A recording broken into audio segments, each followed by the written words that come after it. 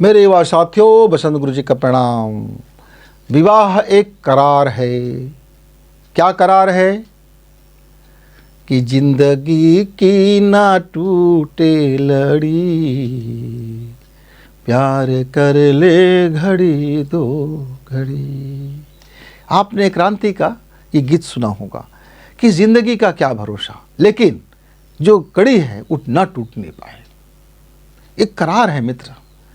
विवाह दो परिवार का, दो लोगों के बीच का, दो जिंदगियों के बीच एक करार होता है कि भैया जो पीछा हो गया पिछला में हम नहीं दौड़ेंगे। अब आज से और अभी से हम एक दूसरे को समझेंगे, एक दूसरे को प्रेम देंगे, एक दूसरे को मोहब्बत देंगे, एक दूसरे की ज़रूरतों का ख्याल रखेंगे और एक दूसरे की धर्म में पालन करेंगे, एक दूसरे को धार्मिक बनाएंगे, एक दूसरे को नैतिक बनाएंगे, एक दूसरे को जीवन को बेहतर करेंगे, एक दूसरे की रूह को प्रेम करेंगे, एक दूसरे को उच्चतम शिखर तक पहुंचाएंगे। ये प्रेम है। प्रेम का मतलब ये नहीं है कि गलबहियाँ डाल लिया और उसके बाद अब किसी विषय होने लगा और खुलेआम होने लगा, कपड़े सपड़े कहीं भी कुछ का कुछ करने लगे और जैसे आजकल की टीवी में, मोबाइल में, वीडियो में, रील में इत्यादि में, फेसबुक में, इंस्टाग्राम में इत्यादि में दिखाई देता है कि पत्नी पति और कुछ ऐसे सार्वजनिक रूप से अपना प्रदर्शन करते रहते हैं। मित्रों, वो रियल की दुनिया में नहीं, वो रील की दुनिया है। उनको पैसा पाना है, ग्लैमर की दुनिया है। वो सीन देते रहते हैं, उनको इसी बाबत में लाखों रुपए मिलता है। एक सीन क्रिएट करने का लाखों रुपए मिलता है। आप उसके झांसे में मत आइए। रील की ज़िंदगी से आप बाहर निकलिए। आपके युवा स्वप्न है, अच्छी बात है। तो प्रेम को ज़रा समझ लेते हैं कि ज़िंदगी की ना टूटे लड़ी और कोई कड़ी ना टूट जाए, कोई कड़ी ना टूटे।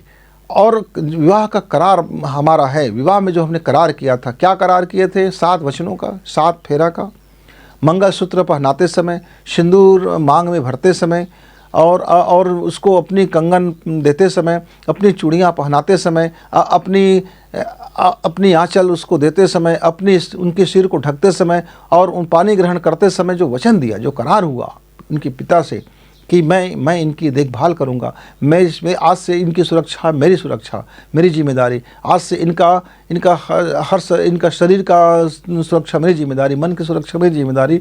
इनको मैं किसी बात की कमी ना होने दूंगा। लड़का करार करता है पिताजी से, उनके लड़की के पिताजी से। और लड़के के पिताजी से लड़की का कोई करार नहीं होता मित्र।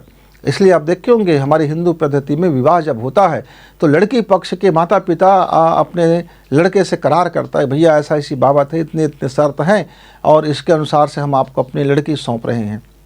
लड़की सौंपते हुए भी लड़की कहती, मैं तुम्हारा पत्नी तब तक नहीं बनूंगा जब तक आप मेरे एक ऐसा वचन है जिसको आप निभाने का वादा नहीं करते। एक करार नहीं हो जाता है। क्या है कि मुझसे बिना पूछे आप किसी बाहरी लड़की से और बाहरी लोगों से आपका कोई ऋतुचर्या नहीं होगा, दिनचर्या नहीं होगा, कोई ऐसा काम नहीं करेंगे। आप मुझसे बिना पूछे, मेरा सलाह लिए बगैर और मेरा बिना सहमति के आप ऐसा कोई काम नहीं करेंगे जो हमारे जीवन में खलल पैदा करता हो।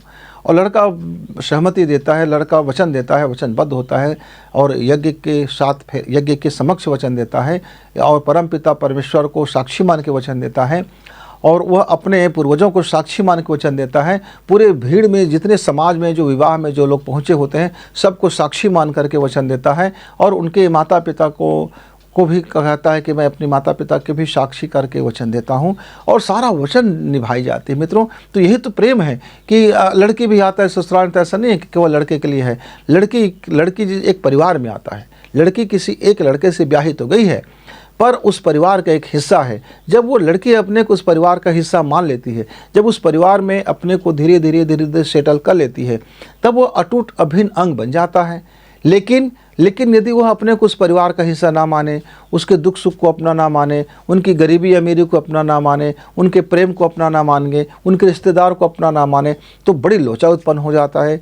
तो दोनों तरफ से इस बात को समझना है कि प्रेम का मतलब ऐसा नहीं है, वासना है नहीं है। वासना अलग है, सेक्स अलग है और घूमना फिरना अलग है। मानसिक प्रेम अलग है, शारीरिक प्रेम अलग है, व्यापारिक प्रेम अलग है और कस्टमाइज प्रेम अलग है, मैनुअल प्रेम अलग है और ऑटोमेटिक प्रेम अलग है। तो रूह के जितने भी संबंध हैं, तो धीरे धीरे जब हम विवाह तक जब जीवन जीते हैं तो एक शुद्धतम प्रेम उत्पन्न हो जाता है। एक दूसरे के प्रति ख्याल रखने का, एक दूसरे के प्रति को समझने का एक ख्याल, और जिसके जीवन में ये नहीं आता, जहाँ उनकी प्रेम की लड़ी टूट जाती है, जहाँ उनकी कड़ियाँ टूट जाती हैं, जहाँ वैचारिक मतभेद हो जाते हैं, जहाँ मतांतर हो जाता है, जहाँ मनभेद हो जाता है, जहाँ छोटे छोटे बातों को लेकर के खींचातान शुरू हो जाता है, तब उनके परिवार की ज़िंदगी में ये कड़ियाँ टूट कर बिखर जाती है मित्र।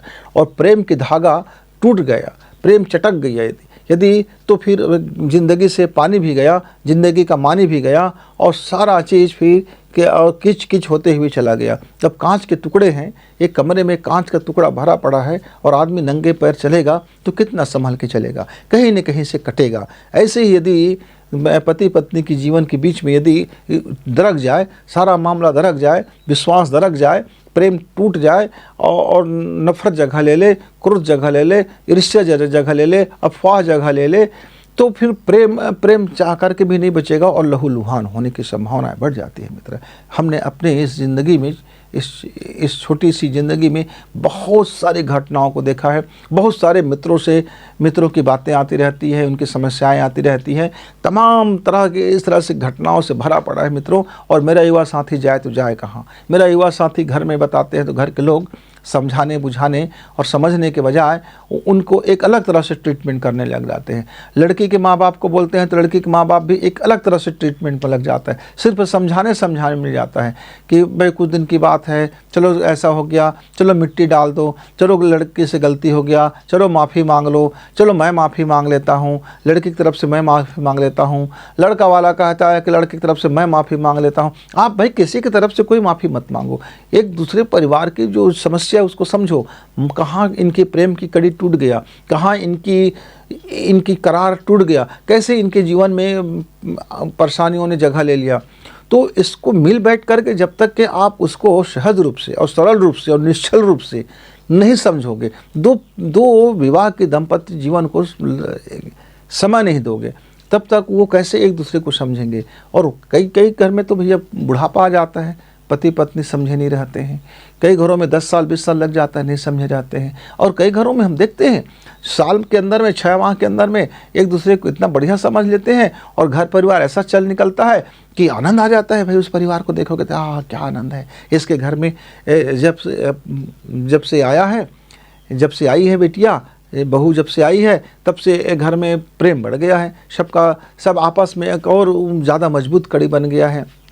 तो मित्रों, ये ज़िंदगी एक विवाह एक करार है, विवाह एक करार है और ज़िंदगी भी एक करार है। अपने से करार है कि मैं अपनी तरफ से कोई गलती नहीं करूँगा और मैं अपनी गलती के लिए भी माफ़ी मांगूंगा, और मेरे सामने वाले से कोई गलती हो जाए तो मैं उसे भी क्षमा कर दूंगा। लेकिन गलती के ऊपर गलती ना की जाए। एक गलती क्षमा योग्य है, दूसरा गलती विचारण योग्य है, तीसरा गलती में चेतावनी योग्य है और चौथा गलती में फिर माफ़ नहीं की जा सकती। तो गलतियों का भी एक सीमा हो जाता है, तो उसको भी देखा जाए।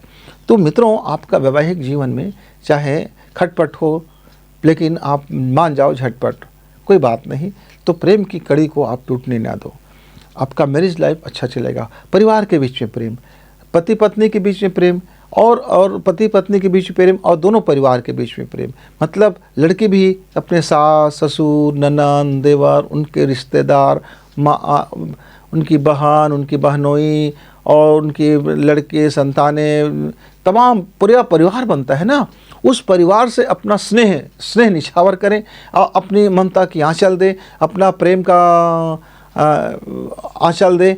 तो इससे होगा क्या, पूरे घर के लोग उसका अपना बन जाएंगे, पूरे उनके घर अपने हो जाएंगे। उनकी मुस्कुराहट से एक हवा में एक सुगंधी फैलेगा, एक खुशबू फैल जाएगा। ऐसे ही लड़के अपने ससुराल वाले से, माने लड़की के पिता पक्ष से, उनको भी वो सम्मान दे, मान दे, प्रेम दे, ज़रूरत पड़ने पर हाजिर हो जाए। ऐसा मुगालते मत रहे कि मैं लड़का वाला हूँ भाई, मैं ससुराल कैसे जाऊँगा। अब लड़की के पिताजी को कुछ काम आ गया तो दौड़ के जाना चाहिए। लड़की के मम्मी को कुछ परेशानी आ गया तो दौड़ के जाना चाहिए। दोनों परिवार में भी प्रेम होनी चाहिए। ऐसा नहीं कि लड़की लड़का केवल प्रेम होगा तो विवाह का जिंदगी चलेगा। दोनों परिवार का भी मन मिलान होना चाहिए। दोनों परिवार में यदि मनभेद होगा, परिवार के बीच में मनभेद होगा, तो कालांतर में लड़की लड़का दोनों को तकलीफ हो जाता है। मित्रों, तो दोनों परिवार को चाहिए अपना मनभेद मिटा करके, अपना मतभेद मिटा करके, अपनी अफवाहें को दूर करके, सुंदर से विचार करके जीवन चले। दोनों के परिवार में जब प्रेम की लड़ी होगा, प्रेम की कड़ी जुड़ेंगे, तो निश्चित तौर से फिर आपका विवाह का जीवन सुंदर होगा। और देखते देखते आप वो क्रांति का गीत आप गुनगुनाएंगे कि ज़िंदगी की क्या है भरोसा भैया, बस जीना है, पल दो पल का जीवन है, तो यह प्रेम का करार को हम क्यों तोड़ें। अब ऐसा हो जाता है कि यदि आप प्रेम में हो तो वर्षों का ज़िंदगी मिनटों में गुजर जाता है, और आप दुश्मनी में हो तो सेकंड का ज़िंदगी घंटों लगता है, घंटों की ज़िंदगी दिन लगता है, दिन की ज़िंदगी महीना लगता है, महीना की ज़िंदगी सालों लग जाता है। समय वही है, घड़ी टिक टिक वही चलती है, लेकिन महसूस तो उल्टा हो जाता है। जब आप प्रेम में रहो, पूरा परिवार हंसी खुशी में रहे, पूरा घर में हंसी खुशी का माहौल रहे, तो दिन कैसे गुजर जाता है पता ही नहीं चलता। अरे इतने दिन हो गए, इतने महीना हो गए, इतने साल हो गए, लेकिन वही तनातनी हो तो फिर पल पल छिन छिन ऐसा लगता है कि इतना समय हो गया। तो मित्रों, आप इस बात को समझिए, एहसास की बात है, अनुभूति की बात है। तो ज़िंदगी में क्या है, खाना पीना है और परिवार के साथ जीवन जीना है, और इसीलिए तो आप धन दौलत कमाते हो ना, कि परिवार को ज़रूरतें पूरी हो, आप सबका हम ख्याल रखा जाए।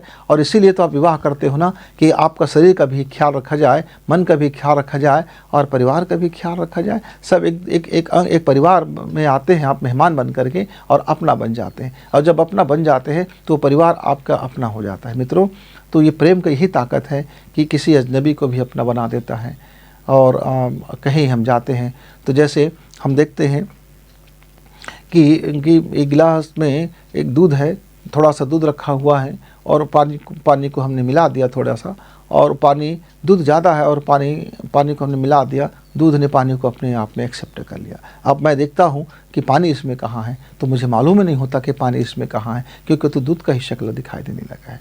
तो जीवन में जब विवाह हो जाता है, तो लड़की जब आती है घर में, तो ससुराल पक्ष वालों को चाहिए, लड़के पक्ष वालों को चाहिए कि अपने प्रेम में, अपने खुशी में और अपनापन में इस तरह से उसे मिला ले कि लड़की को पता ही नहीं चल पाए कि वो कब उसके जीवन में मिल गया, और कब वो रंग में रंग गया, और वो दूध की तरह से अपने आप को विसर्जित कर दिया, अपने जीवन को समर्पित कर दिया, अपने को आस्था में समर्पित कर दिया, अपना विश्वास में समर्पित कर दिया, और समर्पण हो गया ज़िंदगी। और जब समर्पण हो जाता है ज़िंदगी, जब प्रेम मिलता है परिवार से, तो ज़िंदगी विलय हो जाता है, ज़िंदगी विलय हो जाता है। तब भी थोड़ी बात रह जाती है, मेरा परिवार, मेरा पति रह जाता है थोड़ा, लेकिन जब प्रेम मिल जाता है पूरे परिवार से, तो फिर विसर्जन हो जाती है लड़की, फिर उसी परिवार के पूरी एक अंग हो जाता है, मालूम ही नहीं होता किस में से क्या है। अब मैं ये नहीं कह सकता कि मैं पूरा बसंत हूँ, मेरा ये आँख है, ये कान है, ये नाक है, ये हाथ है,